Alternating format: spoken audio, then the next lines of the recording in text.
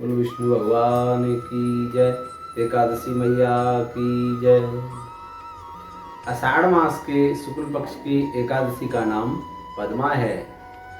इस दिन भगवान 4 महीने के लिए क्षीर सागर में शयन करते हैं। ऐसा भी बताया है पुराणों के अनुसार कि भगवान विष्णु 4 माह के लिए इस दिन से राजा बलि के द्वार पर रहते हैं। फिर 4 महीने बाद जब देवोत्थानी एकादशी आती है कार्तिक मास के शुक्ल पक्ष में, तब भगवान विष्णु वापस अपने लोक को लौटते हैं। इस एकादशी को बहुत ही महत्वपूर्ण बताया है। वैसे तो सभी एकादशियां बराबर हैं, लेकिन इस देवशयनी एकादशी के दिन भगवान विष्णु की बहुत विधि विधान से पूजा करके उनको एक अच्छे सुंदर आसन पर बिठाकर पीला आसन, गद्दीदार आसन बिछा करके उनको आसन पर स्थापित करके उनको पीले वस्त्र अलंकार पहना करके भगवान को पाद्य अर्घ आचमनियम और पंचामृत से स्नान करा करके और उनको वस्त्र गंध अक्षत चंदन पुष्प धूप दीप नैवेद्य तांबूल पुंगी फल आदि से पूजन करके भगवान का षोडशोपचार इस प्रकार से उनको शयन कराएं रात्रि के समय।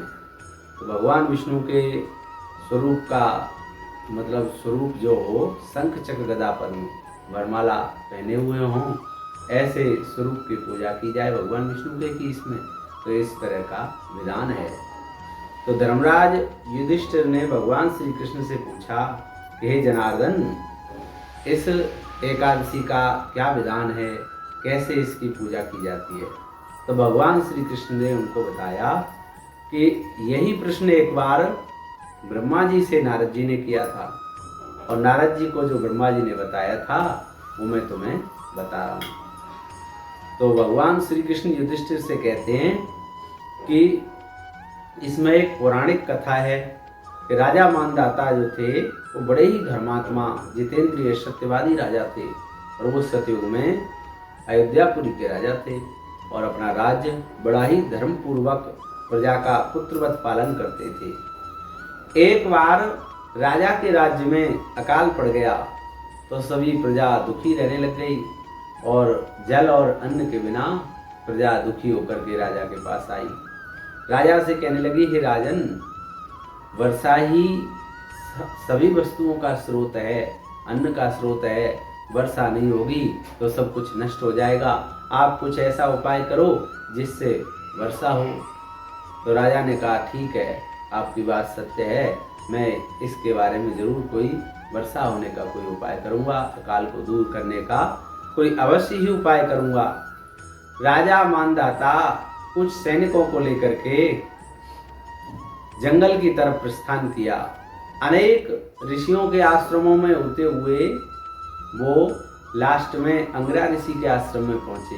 ब्रह्मा जी के पुत्र थे अंगिरा ऋषि, तो उन्होंने वहां जाकर के अंगिरा ऋषि के चरणों में प्रणाम किया, दंडवत प्रणाम किया। ऋषि ने उनकी कुशल क्षेम पूछी और आने का कारण पूछा। तब राजा मानदाता ने कहा, हे ऋषिवर, मेरे राज्य में अकाल पड़ा हुआ है और प्रजा दुखी है, और बारिश नहीं होगी तो अन्न पैदा नहीं होगा, तो आप कोई ऐसा उपाय बताएं जिससे मेरे राज्य में बारिश हो।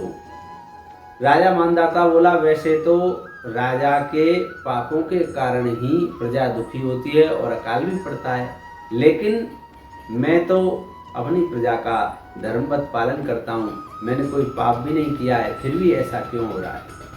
तब अंगिरा ऋषि ने नेत्र बंद करके दिव्य दृष्टि से देखा कि हे राजन, तुम्हारे राज्य में एक शूद्र तपस्या कर रहा है। ये सतयुग है, इस सतयुग में शूद्रों को तपस्या करने का अधिकार नहीं है, पूजा पाठ करने का अधिकार नहीं है। इस सतयुग में ब्राह्मण ही तपस्या कर सकते हैं। आप उस शूद्र की हत्या कर दो और तुम्हारे राज्य में बारिश हो जाएगी, वर्षा हो जाएगी, प्रजा खुशहाल हो जाएगी। राजा मानदाता ने कहा, हे ऋषिवर, मैं तपस्या करने वाले निर्दोष का कैसे वध कर सकता हूँ, आप कोई दूसरा उपाय बताएं। तब अंगिरा ऋषि ने उनको बताया कि कि तुम आषाढ़ शुक्ल पक्ष की पद्मा एकादशी का व्रत करो और पूरी प्रजा के सहित, मंत्रियों के सहित इस व्रत को करो। यदि आप इस व्रत का पुण्य भगवान को अर्पण कर दोगे तो आपके राज्य में अवश्य वर्षा होगी। इस प्रकार से राजा मानदाता ने वापस पहुंचकर अपने राज्य में जब आषाढ़ शुक्ल पक्ष की पद्मा एकादशी आई तो उसका व्रत प्रजा सहित, मंत्रियों सहित किया। तो जब व्रत किया तो उसके राज्य में बारिश होने लग गई, वर्षा होने लग गई। इस प्रकार प्रजा खुशहाल हो गई। तो इस व्रत से बढ़कर के कोई तपस्या नहीं है।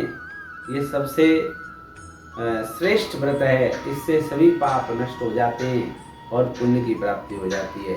बोले विष्णु भगवान की जय, बोले एकादशी मैया की जय।